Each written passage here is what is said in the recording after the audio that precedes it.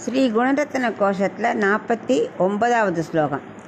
ஸ்கலித கடகமாலை தோர்பிப்திம் முராரே பகவதி ததி மாதம் மத்னத சாந்தி சாந்தியை பிரமதம் மிருததரங்க வர்த்தத பிராதுகாசி ஸ்மிதநயன சுதாபி சிஞ்சதி சந்திரிகேவ. இப்போ இதுக்குள்ள அர்த்தத்தை பார்க்கலாம்.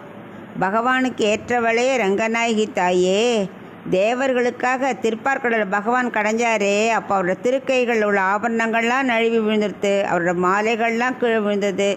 இப்படிப்பட்ட திருக்கைகளை உடைய அவர் தயிர் களைவது போல திருப்பார்கடலை கடைஞ்சாரே, அப்படியே அவர் களைப்பு நீங்கிறதுக்கு எழில் வீசும் புன்னகையோட கனிவான பார்வையோட நீ தோன்றினாய்.